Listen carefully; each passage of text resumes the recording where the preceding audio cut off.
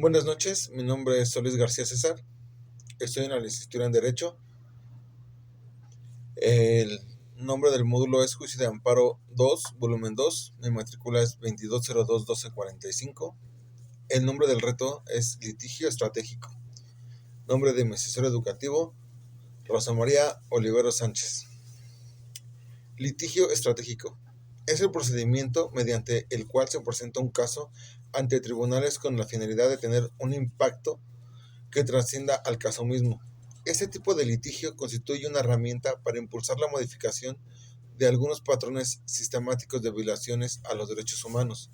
Para ello se presentan casos que ejemplifican situaciones de vulneración amplias y reiterativas, es decir, que se alejan de situaciones aisladas, anómalas o excepcionales. El litigio estratégico no busca solamente obtener una resolución favorable, sino sobre todo visibilizar la violación sistemática de los derechos humanos, generar conciencia en la ciudadanía y fijar antecedentes del problema planteado.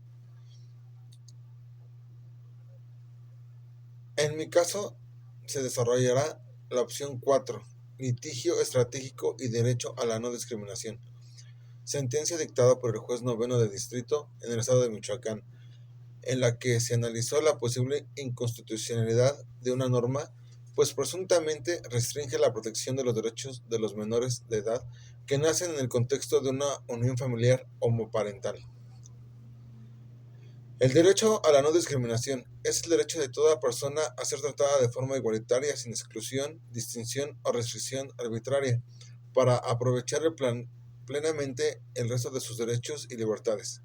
El artículo 1 de la Declaración Universal de los Derechos Humanos reconoce que todos los seres humanos nacen libres e iguales en dignidad y derechos. La no discriminación en México.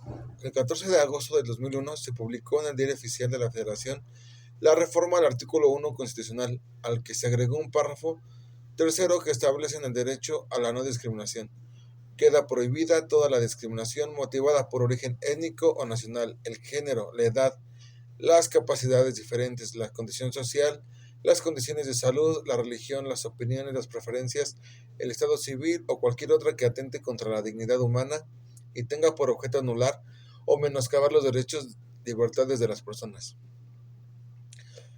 La sentencia dictada por el juez noveno de distrito del estado de Michoacán, en donde se analiza la inconstitucionalidad de una norma que restringe la protección de los derechos humanos de los menores de edad que nacen en una unión familiar homoparental, se observa que violentan los derechos humanos de igualdad y no discriminación, y la libertad de procreación, así como la de derecho a la familia. El juez determina la inconstitucionalidad en el artículo 334 del Código Familiar del Estado de Michoacán, porque restringe la protección del derecho de los menores que nacen en un núcleo de una familia homoparental, ya que ellos tienen el derecho humano de la identidad y la familia, esto conforme al interés superior de la niñez y la no discriminación por orientación sexual, género, también a la libertad para procrear una familia. La directora general del Registro Civil del Estado de Michoacán de Ocampo y el oficial del Registro Civil negaron el registro de nacimiento a los menores. Asimismo, y por consecuencia, no se realizó la clave única de registro de población, violando la protección del derecho humano de los menores que nacen en el contexto de una familia homoparental. Se les niega la identidad y viola el artículo primero constitucional ya mencionado, ya que las instituciones son las encargadas de proteger, promover, velar y reconocer los derechos humanos y la no discriminación. Un ejemplo de esto es el caso de Mininuma. Mininuma se encuentra en el municipio de Metlalnoc, en el estado de Guerrero, que junto con Oaxaca y Chiapas son los estados que presentan los índices más bajos en desarrollo humano, salud e ingreso. De estos tres, Guerrero es la entidad donde se observan las mayores disparidades del índice de salud dentro de un estado, así como el menor índice de salud del país, dentro del cual el municipio de Metlalnoc es el que presenta la menor índice de salud y de desarrollo humano frente a dichas condiciones de discriminación. La comunidad se organizó para defender su derecho a la salud. Entre las múltiples estrategias que decidieron poner en marcha interpusieron el juicio de amparo que obtuvo una sentencia favorable relativa a los derechos sociales, salud y a la no discriminación. Dicha resolución, así como sus alcances y límites, son el objeto central de esta investigación, principalmente por tres razones. En primer lugar, porque abre en sede judicial del debate sobre la necesaria justiciabilidad de los derechos económicos, sociales y culturales. Como se sabe, las condiciones para la protección efectiva de estos derechos aún son adversos dentro de nuestro sistema jurídico, a pesar de que México fue uno de los primeros países en elevarlos a rango constitucional. Hoy las personas y comunidades siguen enfrentando grandes obstáculos teóricos y prácticos que impiden su verdadera materialización. Tanto en la academia como en la práctica judicial, lo más común es encontrar posiciones dogmáticas ancladas en una formación jurídica tradicional poco reflexiva que impiden su exigibilidad.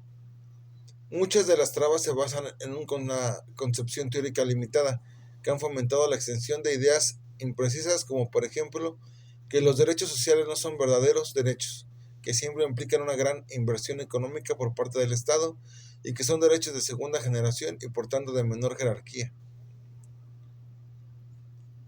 A diferencia de otros países donde se ha avanzado en el debate teórico y jurisprudencial sobre el valor normativo de la relación de interdependencia que tienen con los demás derechos, en los tribunales mexicanos continúan vigentes las viejas tesis, ya rebasadas hace muchos años con otras latitudes y en el derecho internacional de los derechos humanos. En conclusión, el litigio estratégico es presentar los casos ante los tribunales para obtener cambios en la sociedad que aún no se han realizado. Busca que sean menos las violaciones de derechos humanos y ser más conscientes en la determinación de actos realizados por particulares ante la ley, ya que no se han efectuado totalmente los cambios para efectuar acciones para la sociedad o aún no se han avanzado lo suficiente para estos, como adopción homoparental, matrimonio igualitario, etc., por lo que hay que seguir realizando los procedimientos para que se vayan haciendo poco a poco estos cambios.